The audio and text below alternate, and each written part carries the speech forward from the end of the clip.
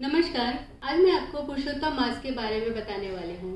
2026 में 17 मई से लेके और 15 जून तक पुरुषोत्तम मास है। पुरुषोत्तम मास जब भी पड़ता है उसका कुछ विशेष महत्व होता है और पुरुषोत्तम मास हमेशा 3 साल के बाद पड़ता है, क्योंकि सूर्य और चंद्रमा जो हमारी धरती का चक्कर लगाते हैं उन दोनों के चक्कर लगाने के समय में थोड़ा सा डिफरेंस है। उस समय को बराबर करने के लिए ही ये जो पुरुषोत्तम मास है वो पड़ता है। इस पुरुषोत्तम मास में संक्रांति नहीं पड़ती।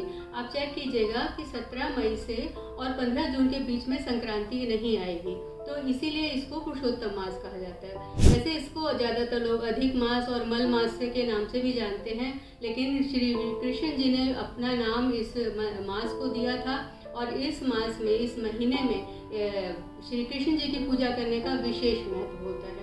इसीलिए इसको पुरुषोत्तम मास कहते हैं, क्योंकि श्री विष्णु जी का नाम, श्री कृष्ण जी का नाम इसके साथ जुड़ा हुआ है। 2026 में जो जेठ के महीने में पुरुषोत्तम मास पड़ रहा है उसका जो फल है पहले मैं आपको वो बताती हूँ। जो ये फल होगा, जब दो जो देश होते हैं उनके बीच में किसी तरह की बड़ी लड़ाई होती है, जब भी जेठ के महीने में ये पुरुषोत्तम मास पड़ता है, तो लड़ाई झगड़े, बिना कारण के लोगों की उसमें लड़ाई झगड़ा होना, मौसम बदलना जो अभी भी दिख रहा है, हिंसा होना, तरह तरह के तकलीफें, बीमारियां, ये सारी चीज़ें होती हैं जब पुरुषोत्तम मास जेठ के महीने में पड़ता है। आपको किन किन चीज़ों का ध्यान करना है, इस समय पे क्या सावधानियां रखनी है, क्या पूजा करनी है, क्या करना है और क्या नहीं करना है, ये भी आपको मैं बताती हूँ। तो आपको क्या क्या करना है, सबसे पहले इस बात का ध्यान रखें कि मंत्र जाप करें, जितना हो सके पूजा पाठ, कोई भी नियम जरूर लें। जैसे कार्तिक के महीने में हम लोग स्नान करते हैं, सुबह उठ के स्नान करते हैं, दीपक जलाते हैं, ये ज़्यादातर लोग नियम लेते हैं। अगर हो सकता है तो आप इस पुरुषोत्तम मास में भी कोई एक नियम जरूर लें। सुबह स्नान करने का, एक वक्त भोजन करने का, कोई भी मंत्र जाप करने का, कुछ भी ऐसा काम जो आप पूरा महीना कर सकें, चाहे वो छोटा हो चाहे वो बड़ा हो, लेकिन वो नियम आपको पूरा महीना करना है। और नियम के साथ अगर एक समय है तो एक ही समय पर करना है, समय चेंज नहीं करना है। ये नियम आपके लिए एक तरीके का पुण्य संचित करने वाला समय है। जब आप जो पूजा पाठ, नियम, व्रत जो भी करेंगे, दान करेंगे, वो सब आपके संचित कर्म में इकट्ठे हो जाएंगे। और जब हमारे ग्रह खराब होते हैं, हमारा जो नेगेटिव टाइम आता है, उस समय पे ये हमारी मदद करते हैं। कोई पुण्य आके खड़ा हो गया, आपको भगवान ने बचा लिया, ऐसा सुनने मिला है बहुत बार। तो ये पुण्य है जो हमारे आने वाले समय में हमारे को अच्छा फल देंगे। आपको किस किस चीज़ का ध्यान रखना है, क्या नहीं करना है।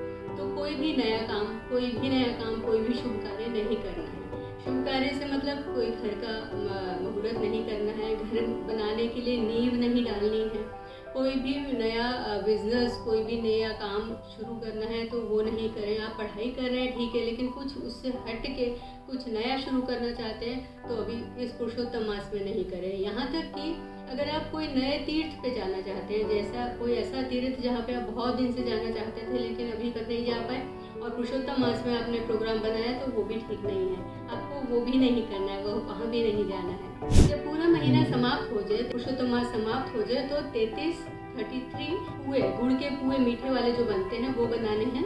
और आपके सामर्थ्य के अनुसार आपको गुड़, दलिया, वस्त्र, सीजन के जो फल होते हैं वो, दक्षिणा, जो भी आप कर सकते हैं वो सब चीज़ें दान करें।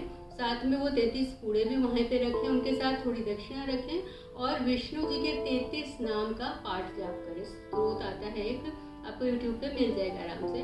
तो 33 नाम का मंत्र जाप बोलते, स्त्रोत पढ़ें विष्णु जी के निमित्त, और वो सारी चीज़ें संकल्प करके किसी ब्राह्मण को या किसी मंदिर में दान कर दें।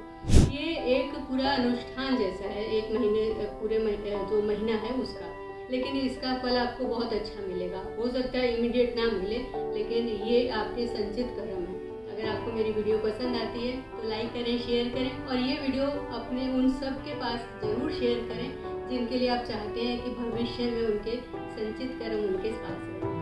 नमस्कार।